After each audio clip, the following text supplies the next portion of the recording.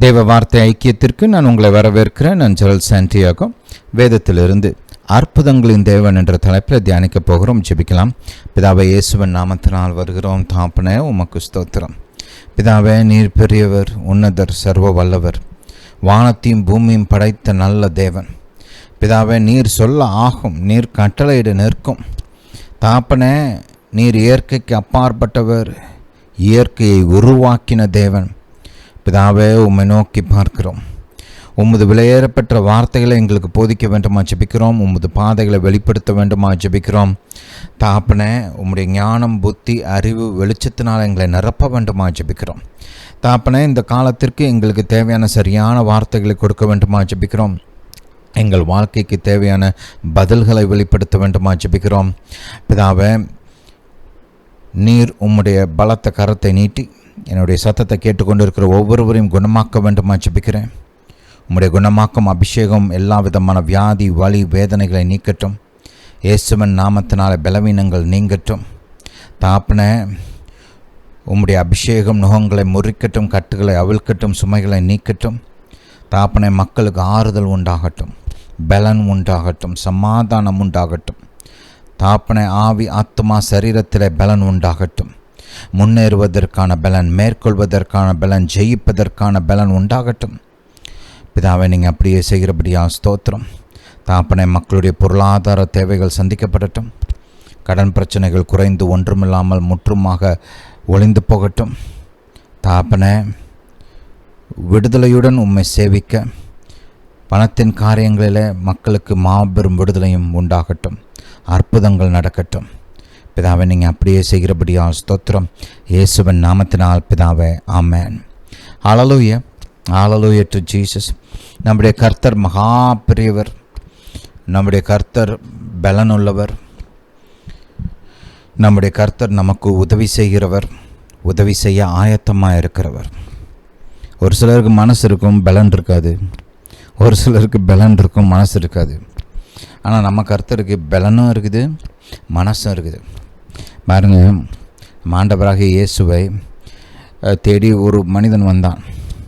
அவனை குறித்து கொஞ்சம் ஒரு நிமிஷம் பார்ப்போம். மத்தேயு 8ஆம் அதிகாரம் 1ஆம் வசனத்திலிருந்து வாசிப்போம். அவர் மலையிலிருந்து இறங்கின போது திரளான ஜனங்கள் அவருக்கு பின் சென்றார்கள். அப்பொழுது குஷ்டரோகி ஒருவன் வந்து அவரை பணிந்து, ஆண்டவரே, உமக்கு சித்தமானால் என்னை சுத்தமாக்க உம்மால் ஆகும் என்றான். கர்த்தர் நம்முடைய தேவையை சந்திக்கணும்னா அவருக்கு பலனும் இருக்கணும், மனசும் இருக்கணும், சித்தமும் இருக்கணும். இன்னொரு வகையில் சொன்னோம்னா நம்ம கர்த்தருக்கு ரெண்டுமே இருக்குது. ஆண்டவராக இயேசு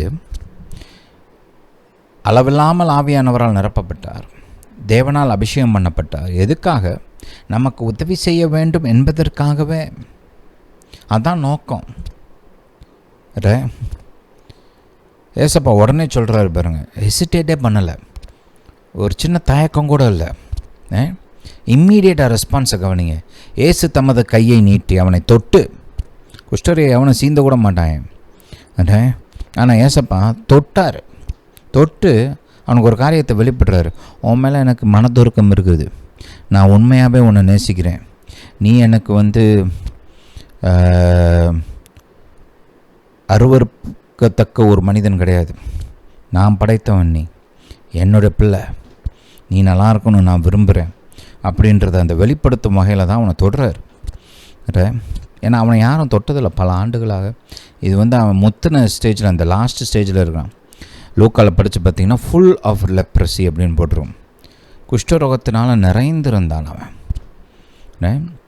இன்னும் கொஞ்சம் கூட செத்துருவான். பல ஆண்டுகளை யாரும் அவனை தொட்டது கிடையாது. அந்த அன்பு, பாசம், ஏக்கம், அந்த அந்த அதெல்லாம் உணரலை பல ஆண்டுகளாக. எல்லாம் தூரமாக நிற்பாங்க, நின்று பார்த்து பேசுவாங்க, அப்படியே போயிடுவாங்க. யாரும் பக்கத்தில் வந்து கூட பேச மாட்டாங்க. பத்தாததுக்கு எல்லோரும் பார்க்குறவங்களாம் அசுத்தம் அசுத்தம் அசுத்தம்னு வேறு சொல்கிறாங்க. சொல்லணும்னே கட்டளை இருக்குது பைபிளில். அதெல்லாம் கேட்டு கேட்டு இப்போ என்ன மாதிரி ஒரு ஆளை கர்த்தர் குணமாக்குவாரா அப்படின்னு அவனுக்குள்ளே ஒரு கேள்வி வந்துருச்சு. ஒதுக்கி வச்சாச்சு, உடம்பெல்லாம் நாரி போய் அழுகிட்டு இருக்குது, அவயங்கள்லாம் கலண்டு விழுகிற ஸ்டேஜில் இருக்குது. ஒரு சிலர் விழுந்தாலும் விழுந்துருக்கலாம். அந்த மாதிரி ஒரு நிலைமையில தான் இந்த மனுஷன் இருக்கிறார். அவனுக்கே நம்பிக்கை இல்லை. கர்த்தர் என்ன மாதிரி ஒரு ஆளை ஏற்றுக்கிட்டு என்ன மாதிரி ஒரு ஆளெல்லாம் குணமாக்குவாரா? அவரால் முடியும், ஆனால் எனக்கு செய்வாரா அப்படின்னு ஒரு கேள்வி. அப்போ கர்த்தர் உடனே வெளிப்படுத்துகிறார் பாருங்க, நான் விரும்புகிறேன், நான் செய்கிறேன், எனக்கு சித்தமும் உண்டு பலனும் உண்டு, உன்னை இப்போயே குணமாக்குறேன் அப்படின்னு சொல்லி கர்த்தர் சொல்கிறார் பாருங்க. எனக்கு சித்தம் உண்டு, சுத்தமாகு என்றார். உடனே குஷ்டரோகம் நீங்கி அவன் சுத்தமானான். உடனே தேவன் இப்படிப்பட்ட காரியங்களை செய்ய விரும்புகிறார். உடனே தெய்வீக சுகம், உடனே விடுதலை. நாவ் ஹல்லேலூயா. இப்படிப்பட்ட காரியங்களை கர்த்தர் நீ செய்ய போகிறார், அதிகமாக செய்ய போகிறார். ஹல்லேலூயா டு ஜீசஸ். உடனே சொல்லுங்கள், உடனே. ஹல்லேலூயா, ஹல்லேலூயா டு ஜீசஸ். பாருங்கள், எலிஷா என்ற தீர்க்கதரிசியை தேடி ஒரு பெண் வரா. வந்து கடன் பிரச்சனை, பிள்ளையை தூக்கிட்டு போகிறாங்க. அவளுக்கு கடன் பிரச்சனைலேருந்து விடுதலை ஒரு சில ஆண்டுகள் கழிச்சோ இல்லை ஒரு சில மாதங்கள் கழிச்சோ உண்டானா பத்தாது, அவளுக்கு உடனே அது தீரணும். கர்த்தர் எலிஷா மூலமாக செயல்படுறாரு பாருங்க. அந்த கடன் பிரச்சனை உடனே தீரும்படி ஒரு மகாபெரிய அற்புதத்தை செய்து எண்ணெய் அவள் வீட்டில் இருந்த அந்த எண்ணெயை பெருக்கி ஒரு இம்மீடியட் ரிலீஃப் சொல்யூஷன் உண்டாக்குறாருங்க. கடன் பிரச்சனையிலேருந்து விடுதலையாக்குனது மட்டுமில்லை, நீ வருங்காலத்துக்கு அவள் வாழ்க்கையை செட் பண்ணுறதுக்கு ஒரு வழியும் உண்டு பண்ணி கொடுக்குறார். ஹல்லேலூயா. இப்படிப்பட்ட உடனே நடக்கக்கூடிய அற்புதங்கள் கர்த்தர் செய்ய விரும்புகிறார்.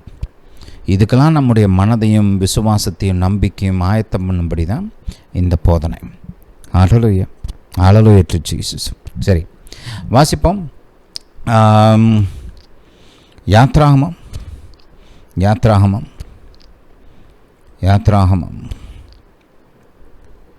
ஹல்லேலூயா டு ஜீசஸ். 8ஆம் அதிகாரம். போன மெசேஜில் இந்த பர்டிகுலர் அற்புதத்தை தியானிக்க ஆரம்பித்தோம். லேசாக ரிவ்யூ பண்ணிவிட்டு இன்றைக்கி கர்த்தர் நமக்கு வைத்திருக்கிற காரியங்களையும் சேர்த்து கவனிப்போம். ஹல்லேலூயா. யாத்ராகமம் 8:1 அப்பொழுது கர்த்தர் மோசேயை நோக்கி, நீ பார்வோனிடத்தில் போய் எனக்கு ஆராதனை செய்ய என் ஜனங்களை அனுப்பிவிடு. நீ அவர்களை அனுப்ப விட மாட்டேன் என்பாயாகில் உன் எல்லை அடங்களையும் தவளைகளால் வாதிப்பேன். அதாவது உன் தேசத்தின் எல்லை பூரா தவளைகளால் வாதிப்பேன். இது ஒரு வினோதமான ஒரு மிரட்டல். பொதுவாக இப்போ இன்றைக்கி பாஷையில் யாரையாவது ஒரு தேசத்தை அதிபர் இன்னொரு தேசத்தை மிரட்டணும்னா என்ன சொல்லுவார்? சொல்கிறத கேளுங்களா, இல்லை 2 ஆட்டம்பாம்பை தூக்கி கொண்டு வந்து போட்டுருவேன், இல்லை ஒரு பெரிய இராணுவத்தை அனுப்புவேன், நூற்றுக்கணக்கான ஏரோப்ளேன் அனுப்பி குண்டு போடுவேன், நூற்றுக்கணக்கான ஆயிரக்கணக்கான டேங்குகள் அனுப்புவேன், லட்சக்கணக்கான யுத்த வீரர்கள் அனுப்புவேன். அப்படி ஏதாவது சொன்னால் சரி, நிஜமாகவே மிரட்டுற மாதிரி இருக்குது, அந்த மாதிரி ஒரு ஃபீலிங்காக வரும் இல்லையா? ஆனால் இங்கே கர்த்தர் தவளைகளால் வாதிப்பேன் அப்படின்னு சொல்கிறார். மேலோட்டப்பா பார்த்தோம்னா இது ஏதோ லேசான காரியம் மாதிரி தெரியுது. ரெண்டாவது, தவளை பெரிய நம்மளை தாக்கக்கூடிய அழிக்கக்கூடிய ஒரு மிருகம் கிடையாது. தவளை என்பது பார்த்திங்கன்னா ஒரு நம்மளை கொல்ல முடியாது. பூச்சி புழு சின்ன இந்த இருக்கிறதுலே ரொம்ப சின்ன சைஸ் உள்ள மிருகங்களாக தான் அதால் கொல்ல முடியும், சாப்பிட முடியும். நம்மளை மாதிரி ஆட்களெல்லாம் அது ஒன்றுமே செய்ய முடியாது. ஆனால் அப்படிப்பட்ட ஒரு மிருகத்தை வைத்து கர்த்தர் மிரட்டுறாரு, தவளைகளால் வாதிப்பேன் அப்படின்னு சொல்கிறார். இதை வேறு யாராவது சொல்லியிருந்தா சிரிச்சிருப்பாங்க, காமெடி மாதிரி கூட தெரிஞ்சிருக்கும். ஆனால் சொல்கிறது கர்த்தர், அவர் சீரியஸாக சொல்லிகிட்டு இருக்கிறாரு. தவளைகளால் வாதிப்பேன் அப்படின்றாரு. அப்போ இதை நம்மளும் கொஞ்சம் சீரியஸாக தான் எடுத்துக்கணும் இல்லையா? அதுக்கு இன்னும் கொஞ்சம் நல்லா தியானித்து பார்த்தோம், இன்னும் கொஞ்சம் நல்லா ஆழமாக படித்து பார்த்தோம்னா அது எவ்வளோ சீரியஸ்ன்றது நம்மளுக்கு சீரியஸான மேட்ரு அப்படின்றது நம்மளுக்கு விளங்கும். 3ஆம் வசனத்தை கவனிங்க. நதி தவளைகளை திரளாய் பிறப்பிக்கும். இங்கே கர்த்தர் என்ன சொல்கிறாரு? நிறைய நேரத்தில் நம்ம இந்த அற்புதத்தை பார்க்கும்போது எப்படி யோசிச்சிடுறோம்னா, நதிக்குள்ளே இருக்கிற தவளை நதியை கடந்து தேசத்துக்குள்ளே வந்துருச்சுன்ற மாதிரி யோசிக்கிறோம். பொதுவாகவே அப்படிப்பட்ட ஒரு இன்டர்பிரிட்டேஷன் தான் மக்கள் மனசில் இருக்குது, ரைட்? நான் பார்த்த வரைக்கும். ஆனால் கர்த்தர் இங்கே வந்து நதிக்குள்ளே இருக்கிற தவளை வெளியில் வரும்னு சொல்லலை. ஏன்னா இதோட அளவை கவனிச்சிங்கன்னா எத்தனை தவளைகள் வந்துச்சு, எந்த விதத்தில் இந்த தேசம் பாதிக்கப்பட்டது அப்படின்றத கொஞ்சம் ஒத்து கவனிச்சிங்கன்னா எந்த நதிலையும் இவ்வளோ தவளை இருந்திருக்க வாய்ப்பு கிடையாது. நைல் நதியில் கூட இத்தனை தவளை இருந்திருக்க வாய்ப்பே கிடையாது. ஆனால் கர்த்தர் என்ன சொல்கிறாரு, நதி தவளைகளை திரளாய் பிறப்பிக்கும். இங்கே கர்த்தர் வந்து ஒரு கிரியேட்டிவ் மிரக்கல் பண்ணுறாரு, ரைட்? உருவாக்கும் அற்புதம். இது வந்து இப்போ தெய்வீக சுகம் மாதிரி குணமாக்கும் அற்புதம் இல்லை, இது வந்து உருவாக்கும் அற்புதம், கிரியேட்டிவ் மிரக்கல். நீங்கள் இதே யாத்ராகமத்தில் படித்து பார்த்தீங்கன்னா ஒரு இடத்துல இந்த மண் இருக்குல்ல, டஸ்ட்டு, அதில் இருந்து இந்த பூச்சிகள்லாம் வர மாதிரி கர்த்தர் செய்கிறார். மண் பூச்சியாக மாறுது, பின்னாடி பார்ப்போம் அடுத்து நம்ம வரிசையை தியானிக்கும்போது. இதெல்லாம் பார்த்திங்கன்னா கிரியேட்டிவ் மிரக்கல். இது வந்து தேசத்தில் இருந்த பூச்சிலாம் மொத்தமாக ஒரே இடத்துல கூடி வந்து அப்படி கிடையாது. மண் லிட்ரலாக பூச்சியாக மாறுது.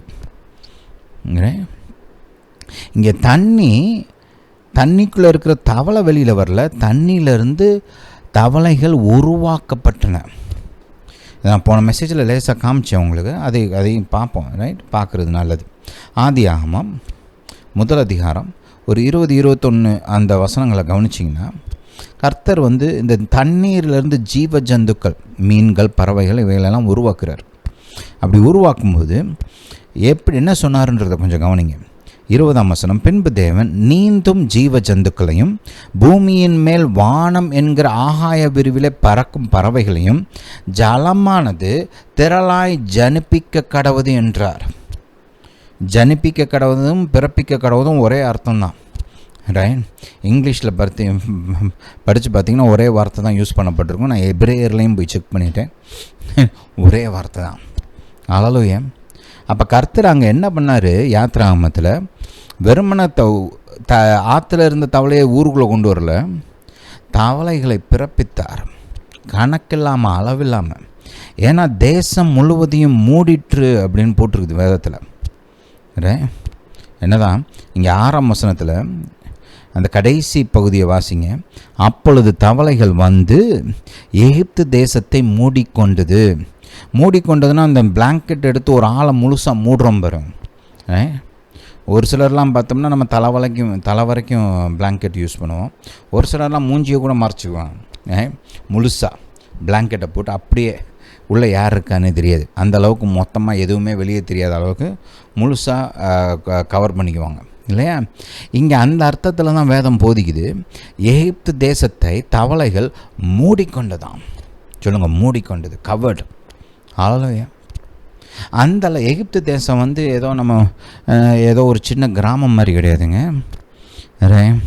கொட்டாம்பட்டி வாடிப்பட்டி சின்ன ஊர் கிடையாது. இது வந்து பார்த்திங்கன்னா ஒரு எகிப்து வந்து பெரிய தேசம், அந்த காலத்திலேயே அது பெரிய தேசம். இன்ஃபேக்ட் அந்த காலத்தில் என் ஒப்பீனியனில் அது இன்னும் கொஞ்சம் பெருசாக இருந்திருக்கும். ஏன்னா அப்போலாம் ரொம்ப அது வந்து ஒரு வல்லரசாக இருந்தது, ரைட்? மிகவும் செழிப்பான பூமியாக.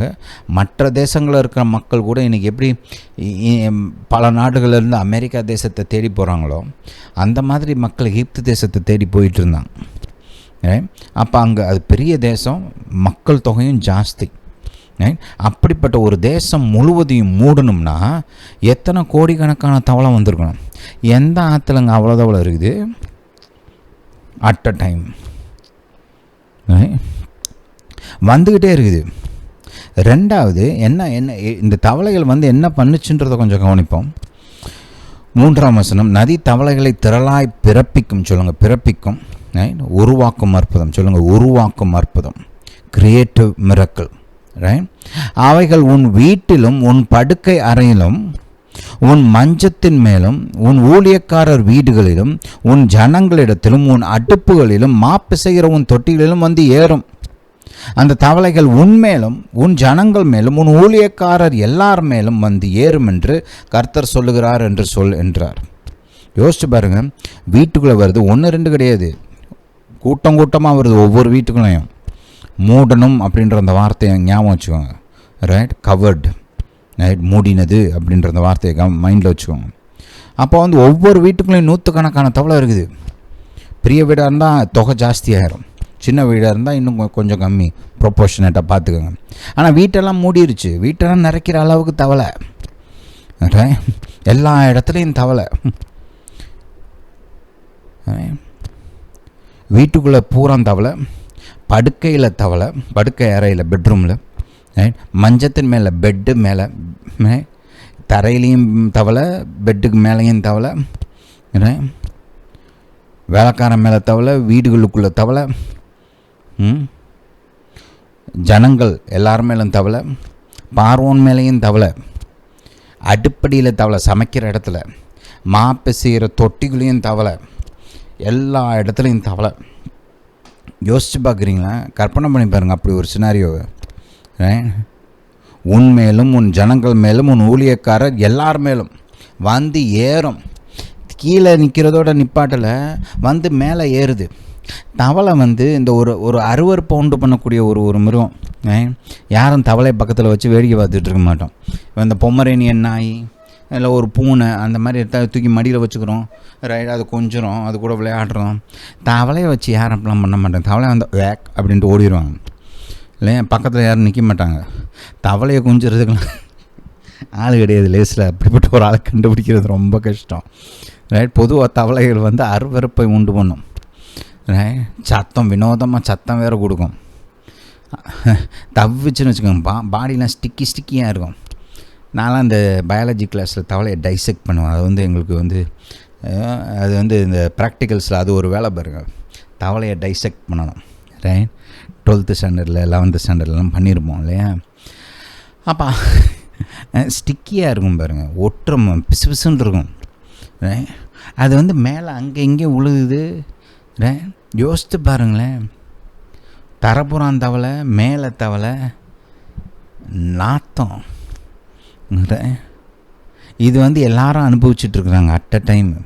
பார்வோனுடைய மனைவி, பிள்ளைகள், அவனுடைய வேலைக்காரர்கள், சேனை வீரர்கள், யுத்த வீரர்கள், எல்லார் மேலேயும் இருக்குது. ஊரில் இருக்கிற பூரா இருக்குது. பிஸ்னஸ் பார்க்குறவலேருந்து விவசாயிலேருந்து தெருக்கூட்டுறவன் வரைக்கும் எல்லார் மேலேயும் தவளை.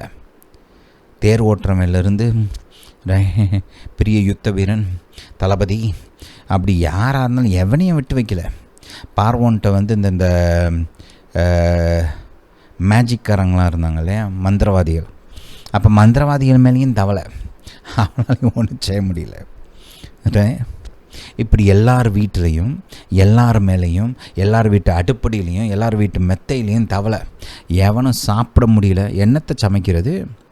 அடுப்படியிலேருந்து அடுப்படிக்குள்ளே இருக்குது, சமைக்கிற சட்டிக்கிட்டிலெல்லாம் இருக்குது, மாவு வைக்கிறது தொட்டியில் கூட இருக்குது,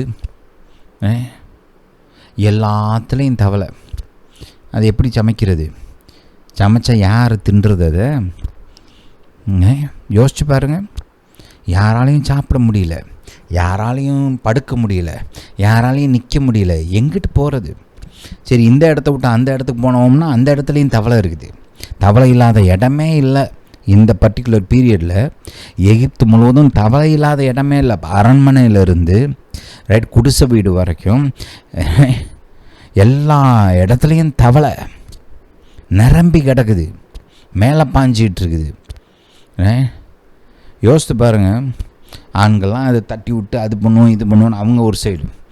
பெண்கள்லாம் யோசிச்சு பாருங்களேன். பெண்களுக்கு இந்த அருவருப்பான காரியங்கன்னா ஒத்தே வராது. இந்த கரப்பாம்பூச்சி தவளையெல்லாம் நம்மளை கொல்லாது, ஆனால் ஒரு அருவருப்பான ஒரு காரியம் இல்லையா. அது ஒரு டிஸ்கஸ்டிங் ஃபீலிங் இருக்கும். அதனால தான் இந்த ஒரு சில பெண்கள்லாம் ஓடுறது வந்து இது நம்மளை கொன்றும் பயந்து ஓடுறதில்ல, அதை பார்த்தா ஒரு அருவருப்பு. அது என்னமோ ஒரு அசிங்கம், அது நம்ம மேலே வந்துடக்கூடாதுன்ற மாதிரி அவங்களுக்கு ஒரு ஃபீலிங். அது என்னமோ நம்மளை கொன்று தின்னு போட்டுரும். அப்போ அந்த ஒரு ஃபீலிங்லாம் கிடையாது. அப்போ அவங்களாம் என்ன பண்ணியிருப்பாங்க கொஞ்சம் கற்பனை பண்ணி பாருங்கள். சின்ன பிள்ளைகள்லாம் என்ன பண்ணியிருக்குங்க? எல்லாரும் கத்திக்கிட்டு கையை காலை ஆட்டிக்கிட்டு உட்கார முடியாமல், நிற்க முடியாமல், படுக்க முடியாமல், எந்திரிக்க முடியாமல் எல்லாம் உட்காந்துருக்காங்க. படுத்து தூங்க முடியுமா? மெத்த புறம் தவளை இருக்குது, தரப்புறம் தவளை இருக்குது. என்ன நம்பிக்கையில் தூங்குறது? தூக்கம் வருமா? யாராவது அப்படி படுத்துருப்போமா அந்த மாதிரி ஒரு சுச்சுவேஷனில்? இப்படி டார்ச்சர் ஒவ்வொரு நாளும் டார்ச்சர். இது எத்தனை நாள் நடந்துச்சுன்னு வேதம் போதிக்கல நமக்கு. But definitely more then 1 or 2 days அந்த மாதிரி தான் இருக்குது இல்லை? சோறு இல்லாமல், தூக்கம் இல்லாமல், ஒரு இடத்துல உட்கார முடியாமல், நிற்க முடியாமல், எந்த வேலையும் பார்க்க முடியாமல், அருவருப்படைஞ்சு, நாத்தம் பிடிச்சி, கத்தி குமுறி, இந்த மாதிரி தான் தேசம் ஃபுல்லாக இருந்துச்சு. ஒத்த வீட்டில் இந்த மாதிரி இருந்தால் அது என்னமோ ஒரு மாதிரி, ஏதோ ஒரு வீட்டில் பிரச்சனை இருக்குது. தேசம் பூரா ஒவ்வொரு வீடு, ஒவ்வொரு ஊர், ஒவ்வொரு தெரு, ஒவ்வொரு பட்டணம், தேசம் முழுவதும் இதே காரியம் எல்லாருக்கும் நடக்கும்போது எப்படி இருந்திருக்கும்? ஏதோ சயின்ஸ் ஃபிக்ஷன் படம் மாதிரி இருந்திருக்கும்ல. யோசிச்சு பாருங்க. அப்படிப்பட்ட ஒரு ஒரு ஒரு காரியம் இது.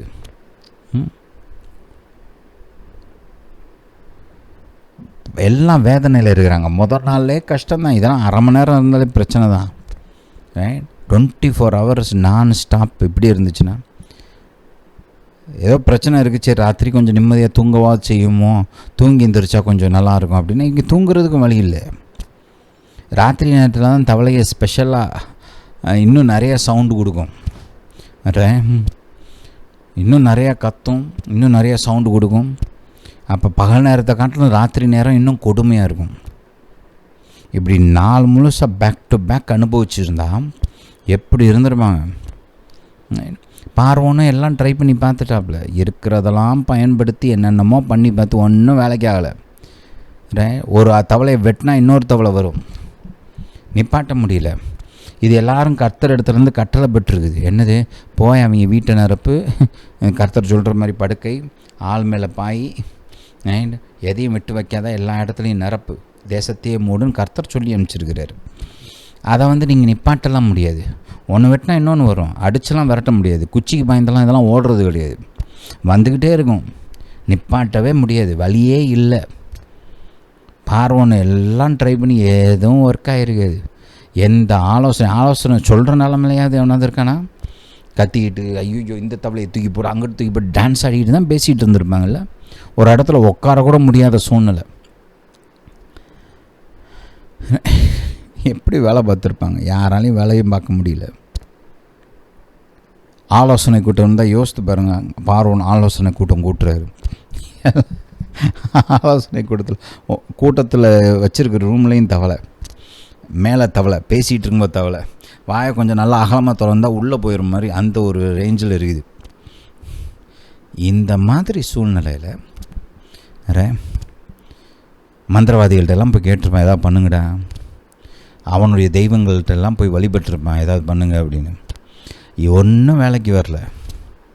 மந்திரவாதியாலையும் ஒன்றும் செய்ய முடியல, அவன் வழிபட்ட தெய்வங்கள்னாலையும் ஒன்றும் செய்ய முடியல, அவன்கிட்ட இருந்த சேனைகளை வச்சு ஒன்றும் பண்ண முடியல, அவன்கிட்ட இருந்த பெரிய அறிவாளிகள், மந்திரிமார்கள், ஆலோசனைக்காரர்கள், யாராலையும் ஒன்றும் செய்ய முடியல. எல்லாருக்கும் அதே பிரச்சனை, அதே வேதனை.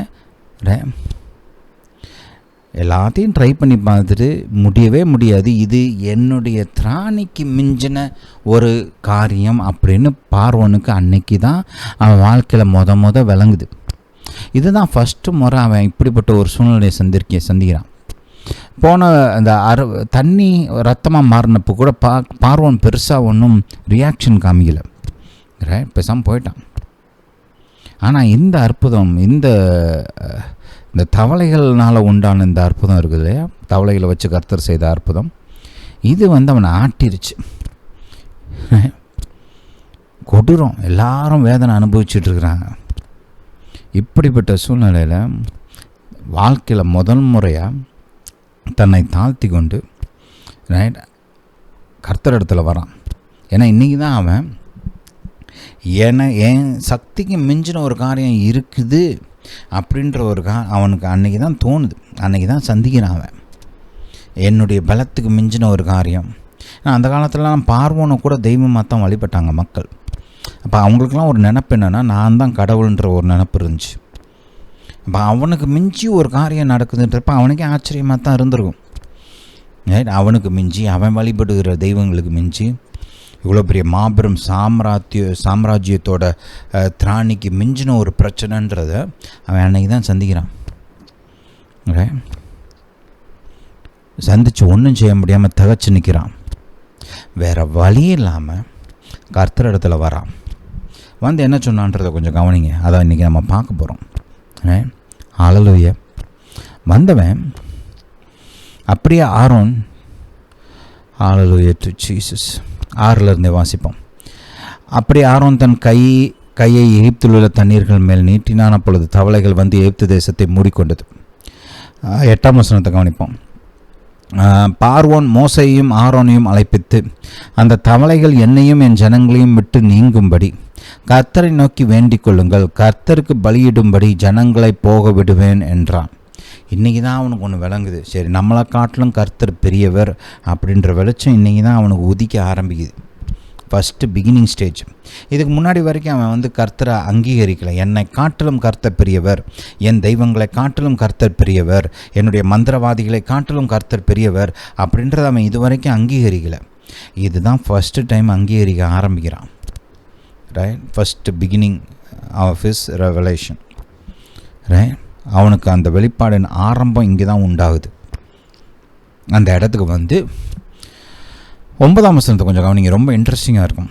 அப்பொழுது மோசே பார்வோனை நோக்கி, தவளைகள் நதியிலே மாத்திரம் இருக்கத்தக்கதாய் அவைகளை உம்மிடத்திலும் உம்முடைய வீட்டிலும் இல்லாமல் ஒளிந்து போகும்படி செய்ய உமக்காகவும் உம்முடைய ஊழியக்காரருக்காகவும் உம்முடைய ஜனங்களுக்காகவும் நான் விண்ணப்பம் பண்ண வேண்டிய காலத்தை குறிக்கும் மேன்மை உமக்கே இருப்பதாக என்றான்.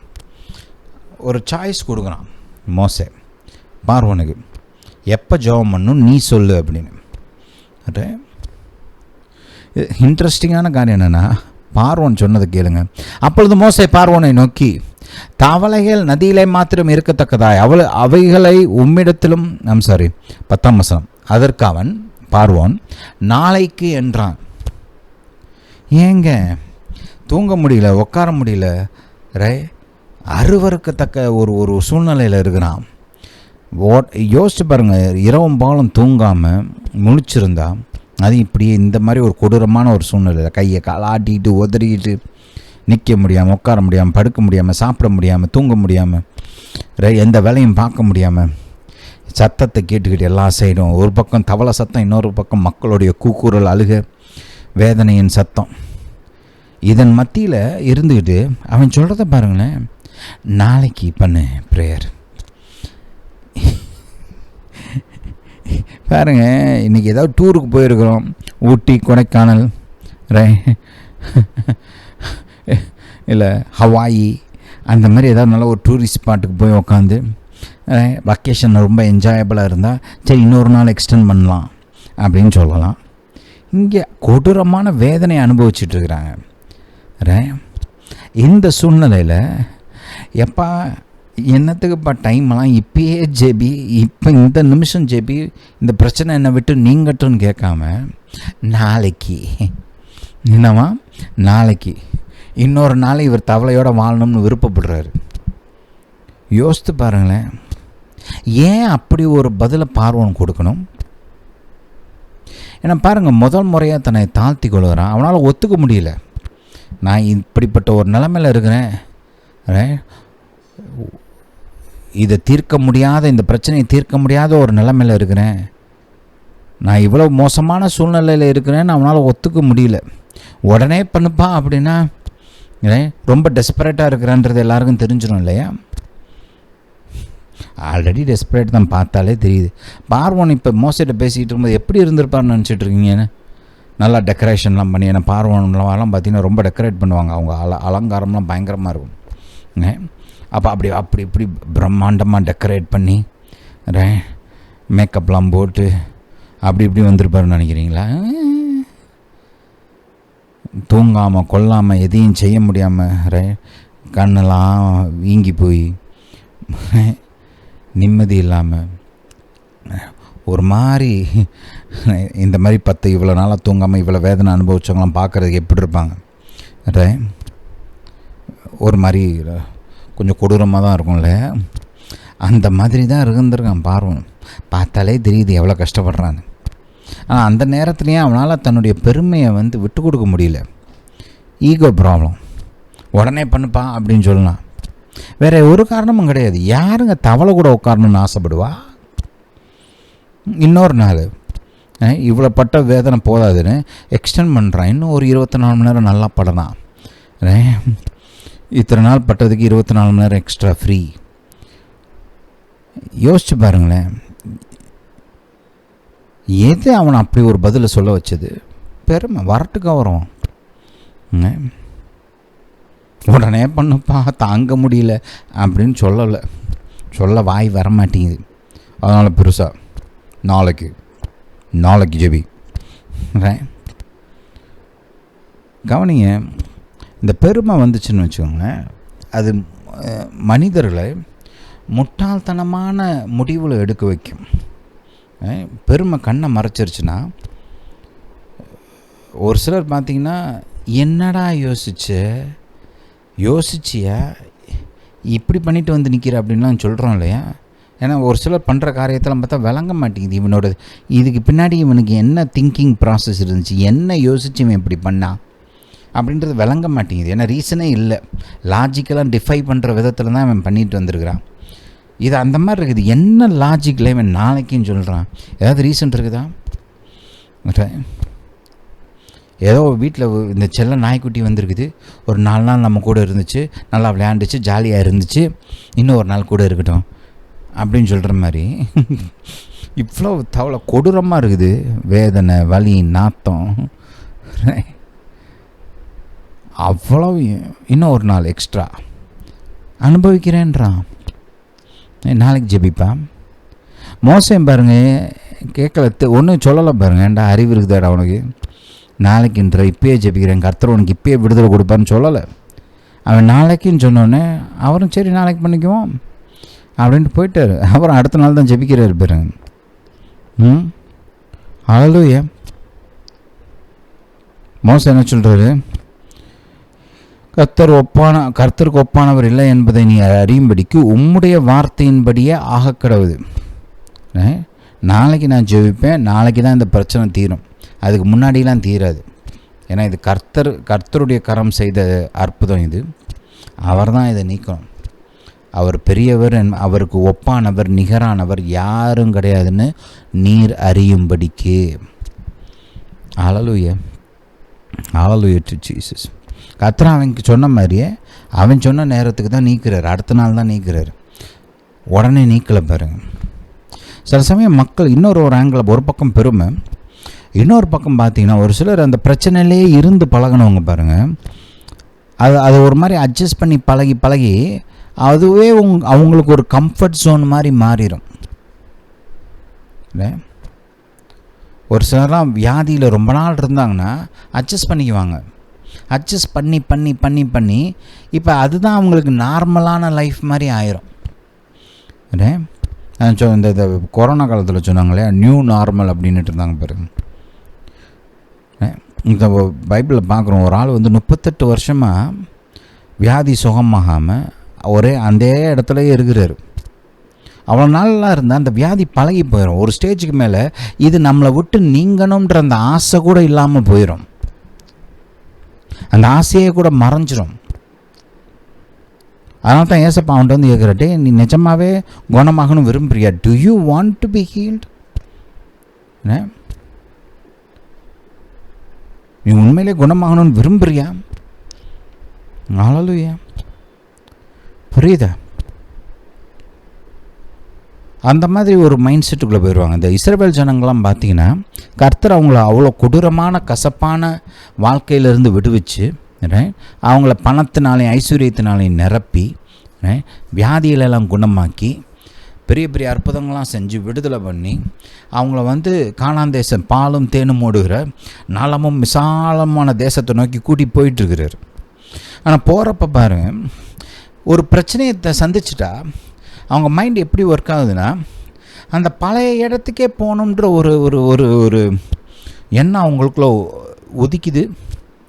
அது நிரந்தரமாக இருந்துருச்சு கடைசி வரைக்கும். அதனால தான் அவங்க ஆசீர்வாதத்தை இழந்து போனாங்க. ஒரு சின்ன பிரச்சனை வந்துருச்சு, இல்லை ஒரு ஒரு ஒரு துன்பம், ஒரு டிஃபிகல்ட்டி, கர்த்தர் எல்லா பிரச்சனையும் தீர்க்கிறாரு. நான் பிரச்சனையை சந்தித்த மாத்திரத்தில் நான் திரும்ப போகிறேன். எகிப்துக்கு திரும்ப போகிறேன். எகிப்தில் நம்ம பெட்டராக இருந்தோம். மிருகத்தோடு கேவலமாக நடத்திட்டு இருந்தாங்க. பெத்த பிள்ளைகளெல்லாம் கொன்று தீர்த்துக்கிட்டு இருந்தாங்க. அந்த வாழ்க்கைக்கு திரும்ப போகணும், அது பெட்டராங்க. ஏன் அப்படின்னு பார்த்தீங்கன்னா 400 வருஷம் அதிலேயே ஊறி போனவங்களுக்கு அதை விட்டு வெளியில் வர்றதுக்கு மனசு லேசில் வரமாட்டேங்குது. இப்போ ஒரு சிலர்லாம் ஒரு சில பழக்க வழக்கங்கள்லாம் ரொம்ப நாள் ஊறி போயிட்டாங்க. கெட்ட பழக்க வழக்கங்கள் அவங்களுக்கு தெரியுது இது நம்மளை அழிக்குதுன்னு. லேசாக ஒரு ஆசை கூட இருக்கலாம் வெளியில் வரணும்னு. ஆனால் கொஞ்சம் அந்த விடுதலையின் பாதை கொஞ்சம் டிஃபிகல்ட்டாக இருந்துச்சுன்னா வேண்டாம் அப்படின்னு சொல்லிட்டு பழைய இதுக்கே போயிடுவாங்க. பார்த்துருக்குறீங்களா? ஏன்னா அந்த அனுபவம் பழகி போச்சு, அதை இருந்து பழகிட்டாங்க. இப்போ விடுதலை அவங்களுக்கு அவ்வளோ விரும்பத்தக்க ஒரு காரியமாக அவங்களுக்கு புலப்படலை. இந்த பிரச்சனையிலே இருந்து பழகிட்டு இது போதும், இதுலேருந்து அப்படி என்ன அங்கே இருக்குது அப்படின்ற மாதிரி ஒரு ஃபீலிங். கர்த்தர் வைத்திருக்கிற ஆசீர்வாதத்தை கூட அது ஒன்றும் அவ்வளோ பெருசுலன்னு யோசிக்கக்கூடிய மனம் கூட ஒரு சிலருக்குலாம் வரும். ஏன்னா இதிலேருந்து வெளியில் வரணும், விடுதலையை இப்போ பெற்றுக்கொள்ளணும், கர்த்தர் கொடுக்குற அந்த நன்மையை அடையணுன்ற அந்த ஒரு எண்ணமே அவங்களுக்குள்ள உருவாக மாட்டேங்குது. இல்லை, புரியுதா? ஹல்லேலூயா. இப்படிப்பட்ட மைண்ட் செட்லாம் இருக்குது. இதை நம்ம புரிஞ்சுக்கணும். புரிஞ்சுக்கிட்டு இதை விட்டு விலகணும். வேதம் என்ன போதிக்குது? நாளைக்கு இல்லை, இன்னைக்கு, இன்றைய ரட்சணியத்தின் நாள், இன்றைய விடுதலையின் நாள், இன்று முதல் நான் உன்னை ஆசீர்வதிப்பேன். Today, now. ஹல்லேலூயா. சொல்லுங்க, இன்று விடுதலையின் நாள், இன்று எனக்கு ரட்சிப்பின் நாள், இன்று எனக்கு ஆசீர்வாதத்தின் நாள். நாளைக்கு இல்லை, இன்னைக்கு. என்னைக்கு ஆசீர்வாதத்தை தள்ளி போடக்கூடாது, ரட்சிப்பை தள்ளி போடக்கூடாது, விடுதலையை தள்ளி போடக்கூடாது. கர்த்தர் தள்ளி போடல, கர்த்தர் இப்போ, நாவ், இன்னைக்கு. சொல்லுங்க, today is the day of salvation. இன்று எனக்கு ரட்சிப்பின் நாள், விடுதலையின் நாள். ஹல்லேலூயா. உங்களுக்காக நான் ஜெபிக்க விரும்புகிறேன். ரொம்ப நாளாக ஏதாவது ஒரு பிரச்சனை, வியாதியாக இருக்கலாம், கடன் பிரச்சனையாக இருக்கலாம், ஏதாவது பாவத்தில் அகப்பட்டு இருக்கிற ஒரு அடிமைத்தனமாக இருக்கலாம், ஒரு பேட் ஹேபிட் ரொம்ப நாளாக தொடர்ந்து இருக்கிற ஒரு கெட்ட பழக்கமாக இருக்கலாம். எதுவாக இருந்தாலும் சரி, இன்று கர்த்தர் உங்களுக்கு விடுதலை கொடுப்பார். சொல்லுங்கள், டுடே, இன்னைக்கு எனக்கு விடுதலை உண்டாகும். சொல்கிறீங்களா என் கூட சேர்ந்து? இயேசுவின் நாமத்தினால இன்று எனக்கு விடுதலை உண்டாகும். இன்று எனக்கு விடுதலை என்னால். ஹல்லேலூயா. Hallelujah to Jesus. ஜெபிக்கலாமா? பிதாவே, இயேசுவின் நாமத்தினால் வருகிறோம் தாப்பனே. நீர் இரட்சகர், சர்வ வல்லமையுள்ள இரட்சகர். உம்மால் ஆகாதது ஒன்றுமில்லை, உம்மால் கூடாத காரியம் எதுவும் இல்லை. தாப்பனே, எங்களை குணமாக்குவது, எங்களுக்கு விடுதலையை கொடுப்பது உம்முடைய சித்தம். நீர் விரும்புகிறீர். பாவத்திலிருந்து விடுதலை, சாபத்திலிருந்து விடுதலை, வியாதியிலிருந்து விடுதலை, வலி வேதனைகளிலிருந்து விடுதலை, தீமையான பழக்க வழக்கங்களிலிருந்து விடுதலை. இது உம்முடைய சித்தமாக இருக்கிறது தாப்பனே. இப்பொழுதே நாங்கள் நீர் எங்களுக்கு ஏற்படுத்தி வைத்திருக்கிற அந்த விடுதலையை இயேசுவின் நாமத்தினால எடுத்துக்கொள்கிறோம். விடுதலை எங்களுடையது. இயேசுவின் நாமத்தினால நான் விடுவிக்கப்பட்டேன். இயேசுவின் நாமத்தினால இன்னைக்கு இந்த பாவத்திலிருந்து நான் விடுதலையானேன். இயேசுவின் நாமத்தினால இந்த தீமையான பழக்கத்திலிருந்து நான் விடுதலையானேன். சொல்லுங்க, வாயத்திறந்து சத்தமா சொல்லுங்க. இயேசுவின் நாமத்தினால இந்த வியாதியிலிருந்து நான் விடுதலையானேன். விடுதலை என்னுடையது. ஹல்லேலூயா. Hallelujah to Jesus. இன்றே, இப்பொழுதே, இந்த நொடிப்பொழுதே இயேசுவின் நாமத்தினால விடுதலை உண்டாவதாக. இயேசுவின் நாமத்தினால அந்த கட்டுகள் நீங்குவதாக. இயேசுவின் நாமத்தினாலே அந்த வியாதிகள் விலகி ஓடுவதாக. இயேசுவின் நாமத்தினாலே அந்த கடன் பிரச்சனை மாறுவதாக. இயேசுவின் நாமத்தினாலே அந்த கடன் பிரச்சனையிலிருந்து முற்றுமாய் விடுதலை உண்டாவதாக. இயேசுவின் நாமத்தினாலே தீமையான பழக்க வழக்கங்கள் ஒளிந்து போவதாக. ஹல்லேலூயா டு ஜீசஸ். இயேசுவே உம்மை துதிக்கிறோம். இயேசுவே உமக்கு நன்றி. குமாரன் விடுதலையாக்கினால் மெய்யாகவே விடுதலை ஆவீர்கள் என்று சொன்னீரே. நீர் கொடுத்த விடுதலையை நாங்கள் பெற்றுக்கொண்டோம் தாப்பனே. இயேசுவின் நாமத்தினாலே உமக்கு நன்றி பிதாவே. நன்றி நன்றி நன்றி நன்றி. எங்களுக்கு விடுதலை உண்டு பண்ணபடியால் நன்றி பிதாவே. உம்மை துதிக்கிறோம், உமக்கு நன்றி செலுத்துகிறோம். இயேசுவின் நாமத்தினால் பிதாவே, ஆமென். ஹல்லேலூயா. கர்த்தர் உங்களுக்கு விடுதலை கொடுத்துருக்கிறார். ஸ்தோத்திரம் சொல்லிக்கிட்டே இருங்க. கர்த்தாவே விடுதலை கொடுத்தபடியால் ஸ்தோத்திரம். ஹல்லேலூயா. எங்களுக்கு தெரியப்படுத்துங்க கர்த்தர் உங்களுக்கு கொடுத்த அந்த நன்மைகள், அந்த விடுதலை, இதெல்லாம் தெரியப்படுத்துங்க. இந்த கமெண்ட் செக்ஷன்லலாம் பதிவு பண்ணுங்கள். நாங்களும் அறிந்து சந்தோஷப்படுவோம், கர்த்தரை துதிப்போம். ஹல்லேலூயா. Hallelujah to Jesus. இந்த போதனை கேட்டபடியால் நன்றி. கர்த்தர் உங்களை ஆசீர்வதிப்பாராக. நம்முடைய இயேசு ராஜா சீக்கிரம் வருகிறார்.